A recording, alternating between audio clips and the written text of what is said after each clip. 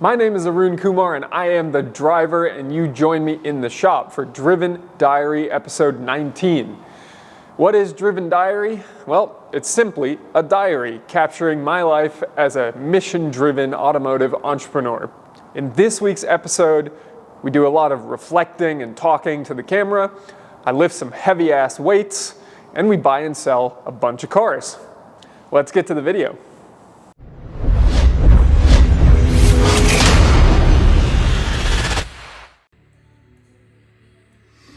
I'm aiming for speed here instead of accuracy, but hey, I would have passed.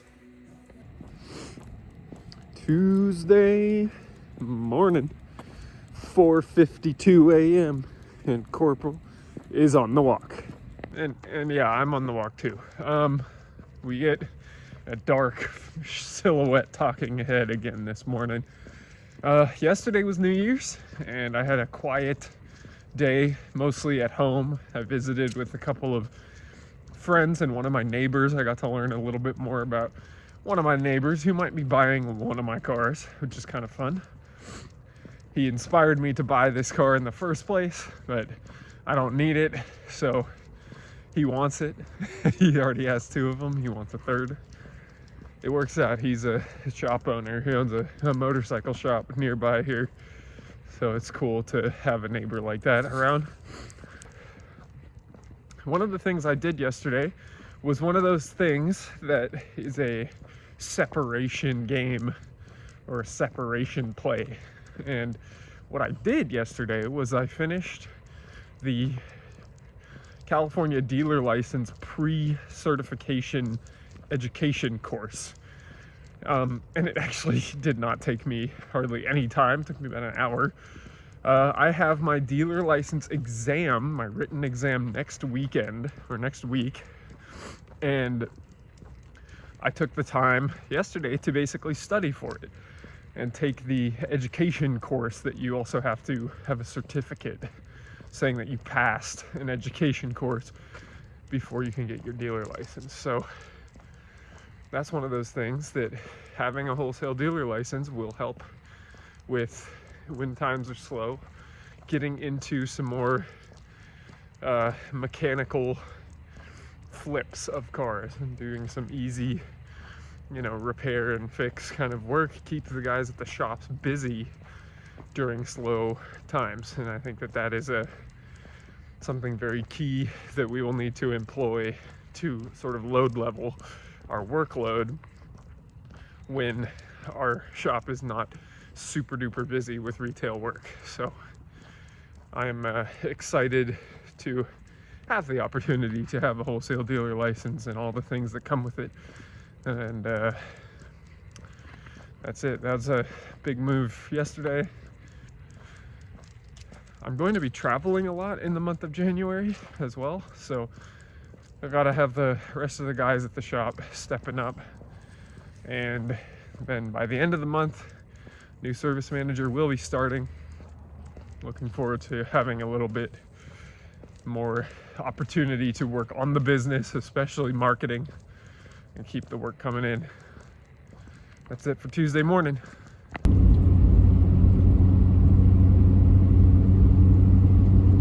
That's freaking amazing. This is a movie.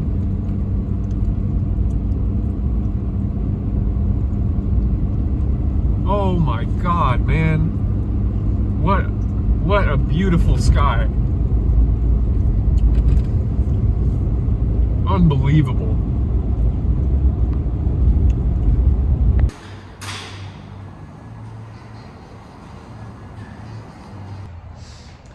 So based on what you just saw, you would think we were not busy, but we're plenty busy. We got one guy with 4 cars today, and then we got 2 guys with 1 car each that's about 8 hours of work each. So it's going well. We've got a smooth day, fewer customers, bigger tickets. Good way to start off the year. So I'm enjoying it all so far. That's it for Tuesday morning.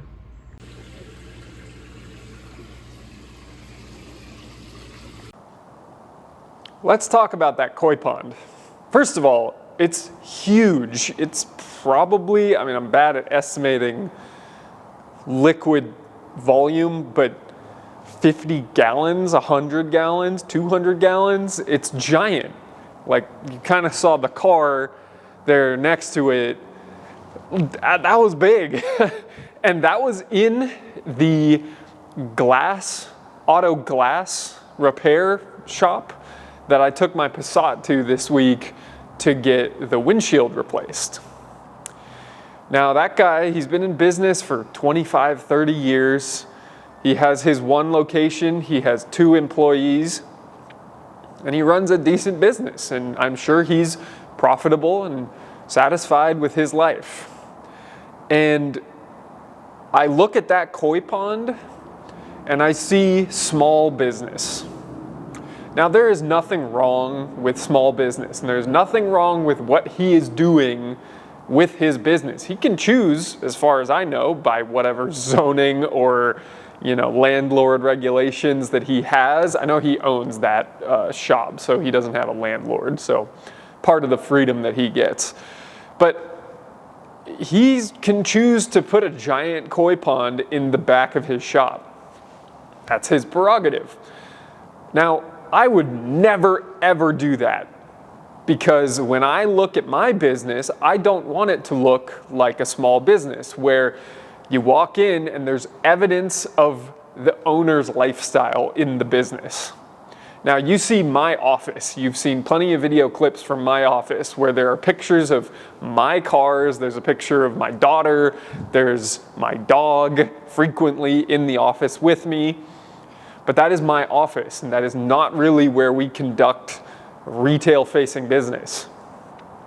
And that's what I want to convey here, is that when you think about big, successful businesses, if you think about Walmart, Target, Sears back in the day, any other automotive chains, Safelite Auto Glass, the Safelite Auto Glass shop doesn't have the owner's personality or pets or anything in the business.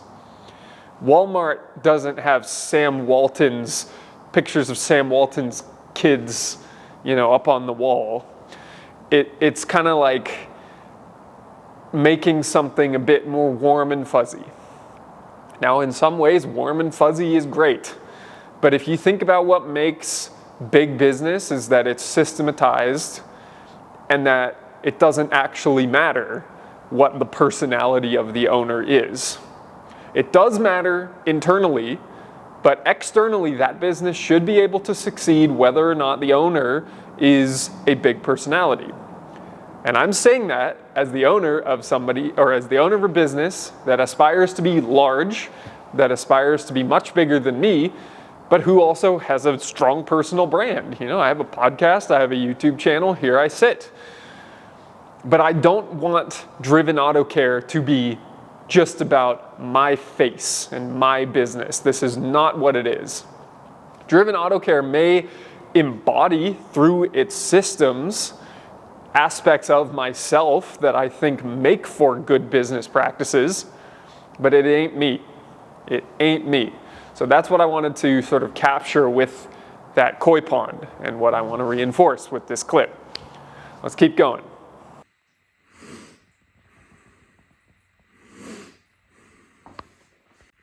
I have a very large sense of urgency to get somewhere in life.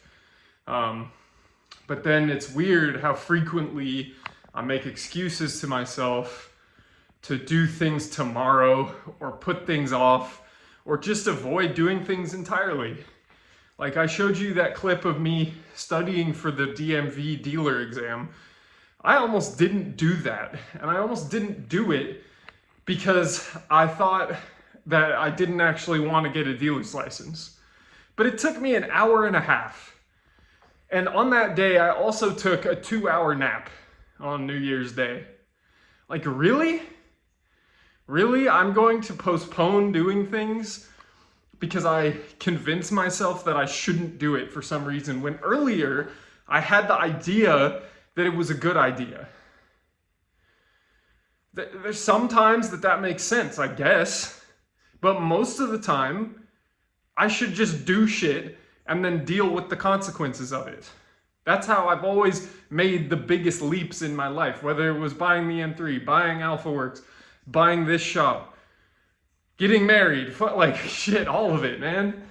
Like, faster decisions yield more results, and better results come from more results, because if you're able to learn from your mistakes and iterate on them, then more shit happens in your life. Everybody talks about how young I am and how much I've accomplished in 28 years of life. I'm just getting fucking started. My pace needs to improve. That's what I got this Wednesday morning. Buck McNasty with the 5 stars. You're welcome, Buck McNasty. Wednesday, 11:30 p.m. and I am not at the shop. Wait, and I said 11:30 p.m. You can see it's daylight. 11:30 a.m. I am in the truck and I'm going to work. And what do I mean by that? Well, I'm hooking up the trailer. I got a big envelope full of cash and I'm ready to buy some vehicles. So I got 2 or 3 cars that I should be able to sell today, actually. At least one that I can probably wholesale off to a dealer today. And then I've got one of the loaner cars that I want to get rid of, because I believe that this car I'm going to buy today is a good opportunity to upgrade my loaner cars, which I think is a necessary thing to do for this business as we continue to elevate our appearance and quality. And with that, I'll be able to monetize one of the loaner cars, liquidate it. And then the white Ram should be sold this week as well. And I also have another couple of vehicles, personal vehicles, that will be going on the chopping block here soon. So plenty to liquidate, but that's never going to stop me from buying cars that I think are good deals. This is a much newer car that needs a little bit of work, but potentially needs a little bit of work, and we'll see if we can pick it up.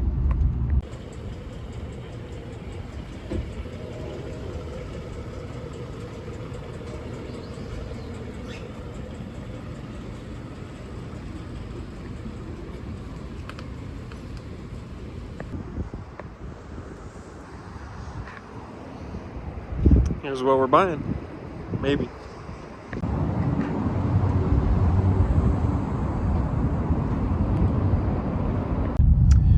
What do we have here? Well, it's a 2017 Ford Fusion with 86,000 miles. And I bought it for about half price.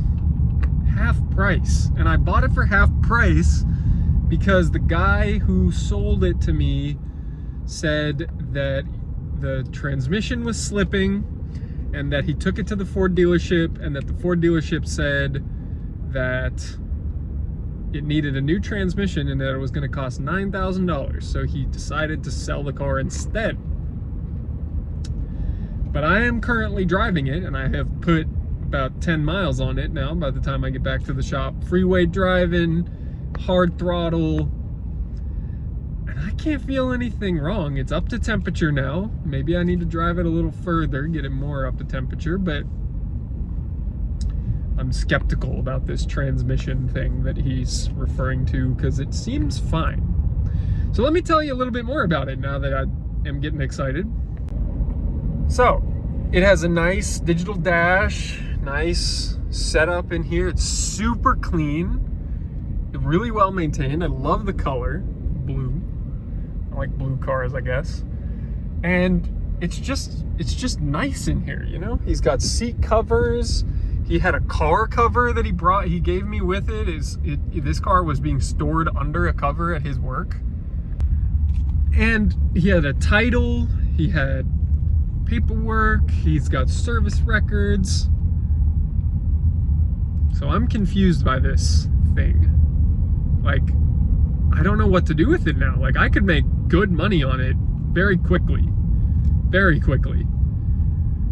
Or I could keep it as a loaner car, and I just got a good deal on a nice loaner car. Damn. This is a problem with having like multiple business lines that kind of compete in this kind of situation. Like, do I want the few $1,000s that I could make on this car right away? Is it broken and I just haven't experienced it yet? And then if I did sell it, then there'd be a problem with it right away? Or do I put it out as a loaner car? And in that case, when it has a problem, I just tell my customer, hey, bring it back.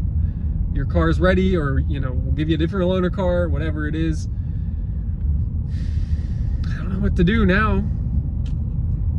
Well, if I still have it by the weekend, what would you do if you're watching this video? Would you do a quick flip with it, or would you keep it as a loaner car for your business? I don't know. Well, unfortunately, we may have confirmed the worst. My foot's not on the brake right now, but we're not rolling forwards. And in an automatic, you're supposed to roll forwards. But if I hit the gas, we flare up 3,000 RPM, barely freaking moving. Slippy transmission we got here. That ain't good. Well, let's see if anybody on my team can, oh gosh, it's not happy. We'll see if anybody on my team can figure it out. Maybe it needs a transmission after all. Wow, what a day. I'm gonna keep this quick because it's late and I got work to do and I got dinner to eat. It is Thursday evening, 6:35. I have been non-stop this afternoon. This afternoon's been wild. I sold the Explorer. I bought another customer car who didn't want to fix it. I got rid of that Chrysler with its transmission issue. That's finally done with, dealt with. And we got the Fusion maybe fixed with just a transmission service.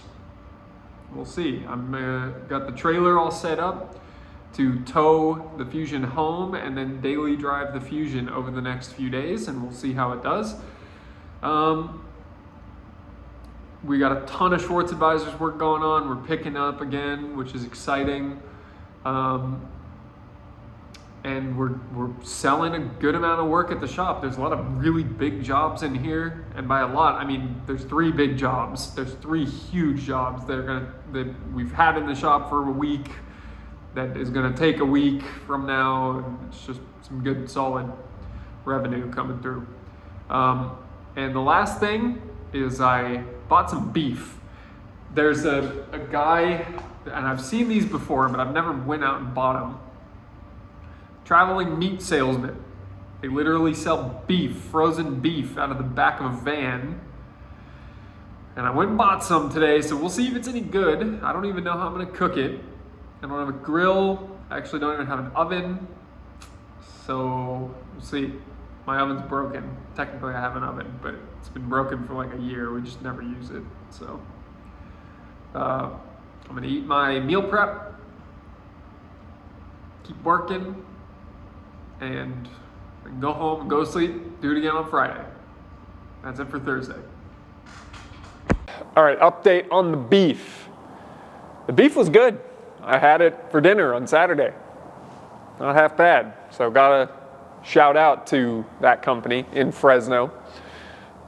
Half decent product. I look forward to trying the ribeye. The T-bones were a little on the dry side. New York steak was pretty damn good, and the steak patties that we got were excellent. So we'll see how it goes with the ribeyes, and I might actually stay on the lookout for the traveling meat salesman next time he comes around here. Starting Friday morning off with a bang. We got 45 pounds, 90, 180, not 180, oh boy, yeah, 180, 270, 360 plus the bar, 405. Still can deadlift 405. That feels good. I can still bench 225, deadlift 405. My squat sucks. That's how that always is, but it's still the little things. And maintaining your fitness is a very, very crucial element of continuing to have good amounts of energy, sustainable energy, strength, confidence in yourself. a good physique that commands respect. All of these things are crucial. And if you are one of those hustle grind entrepreneurs that doesn't take care of your health, then you're being fucking stupid. This is what it takes. This is part of it. Friday morning, I'm all pumped up. We're gonna go get it today.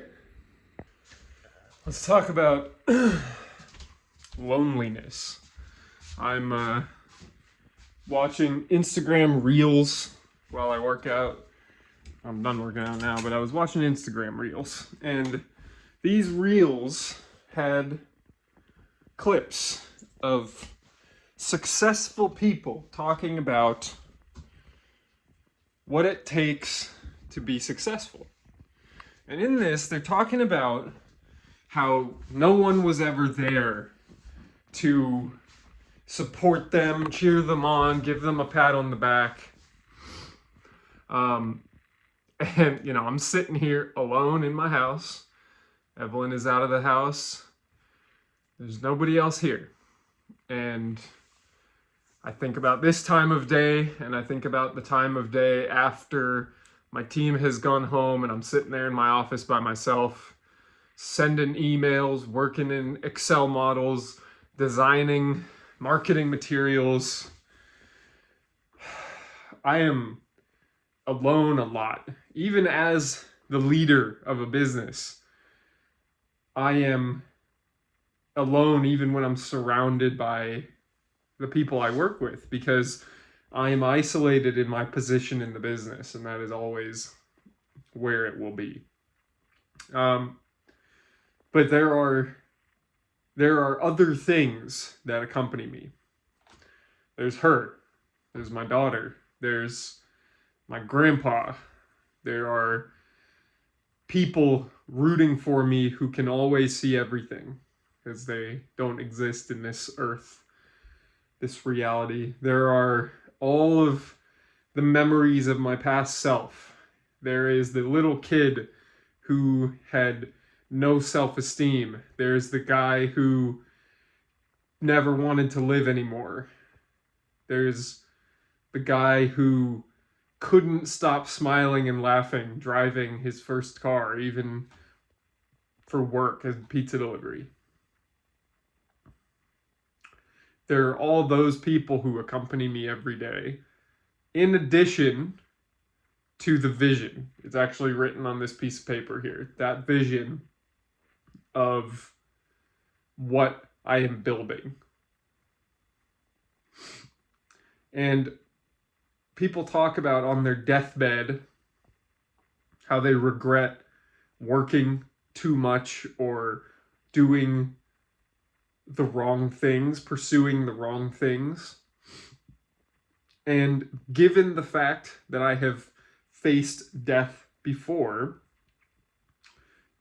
means that I am comfortable with asking myself that question. I'm comfortable with asking myself, if I died today, and then ... And so if I died today, would I be satisfied with the life that I have lived? Abso-fucking-lutely. Absolutely. 100%. I would be satisfied with the life that I have lived. There is nothing on my to-do list that is being postponed that doesn't have a very, very good reason and something else substituting in its place that is more valuable right now. I would regret that I didn't make it, that I didn't get further along in what I would like my life's impact to be, but I would have to accept that that is what was intended for me. So, that's it. That's what it is. Yes, there's a lot of isolation in the pursuit of success, but there are a lot of things that accompany you. And it is all for the better if you are pursuing a purpose that you are truly passionate about. And, you know, I do have a lot of appreciation for even making it this far. And I deadlifted 405 this morning. Feels good. Okay. Get ready for work. Head to the shop, sling some automotive service. Got some work calls. Let's get it done. Update. Needs a transmission. Damn. This thing, good friend of mine, getting a bunch of work done. It's a cool Jeep. You know, it's nice when somebody has that sentimental connection to a vehicle and really makes an investment in it. And speaking of that, this thing, I think I featured it on these YouTube videos before. Another car getting a whole bunch of investment into it. The Sonata is resting for the weekend, no longer on loaner duties at the moment. And then this thing is my latest purchase. It's a 2014 A4 with 150,000 miles on it. Good purchase? We'll see. It's in good condition, but I don't know whether to keep it or flip it. Fusion, I'm more inclined to keep. Audi, I kind of just want to push it back out the door because it's kind of sketchy. But as you can see, I bought a Fusion and an Audi. So I got a lot of four-door sedans. And what does that mean? It means one of them is on the chopping block. So the Explorer went yesterday. This one should be going in a little bit today. Let's see. Let's see. Friday evening, and we're shooting 2 videos in one day from my office at home that I'm rarely in anymore. Updates. Sold the black Camry to a kid from high school. Not from high school, but he's 15 years old, or maybe 16, in high school. This was first car. And he showed up with his mom and his big sister, and they hemmed and hawed, and they were super indecisive for a while because the mom didn't want to go through the headache of an unreliable car like his big sister had done. And I'm selling them a 99 Camry 4-cylinder.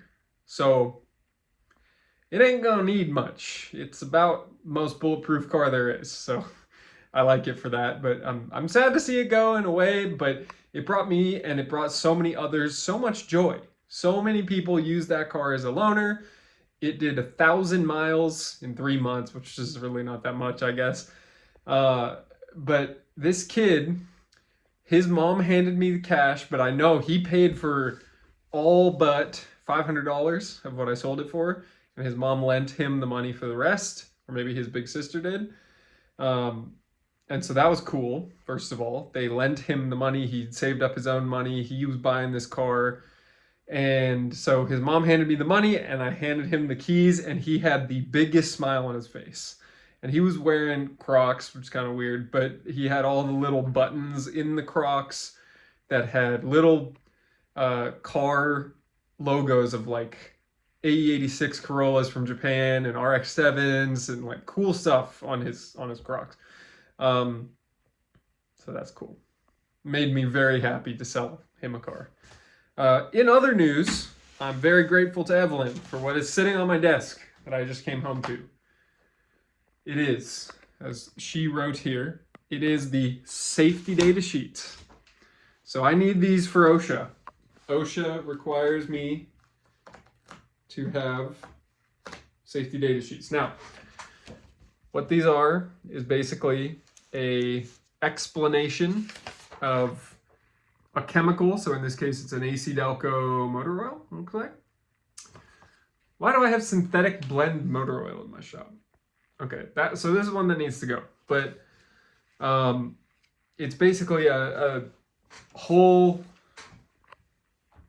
combination of here's what the chemical is, here's what the chemical hazards are with it, and here is the treatments for it. So I gotta have those in a binder at work where I can present it to medical personnel if for some reason somebody gets poisoned and we call the ambulance and the ambulance comes, and I can hand them this piece of paper that says here's what they were poisoned by. That's what it's for. I have this running list of the cars that I own and the cars that I will own soon. And I get to cross another one off the list today, which is good because yesterday I crossed one off and I added one. Today I'm just crossing one off. So that's it for Friday. I'm tired. 7:15, kind of done. kind of done. I have only been sleeping about 6 hours a night this week, and my team called me out that I had accidentally left the alarm off at the shop a couple of days. So not that I should be putting that out to YouTube, but there it is. Thanks for watching Friday evening. That's it for Driven Diary episode 19. I hope you've enjoyed this video. Thanks for watching it all the way through. And since you did, I got a favor to ask. Please make sure to subscribe, leave a like, and also I'd love a comment. Tell me what you thought of the video. Tell me what you thought of what happened. My comments on small business versus big business. Have you ever tried the traveling meat salesman's meat? And how much do you buy and sell cars? That's about all I want to hear about right now. I don't need to know that much more about the traveling meat salesman. But thank you for watching. I hope you've enjoyed, and until next week, stay driven.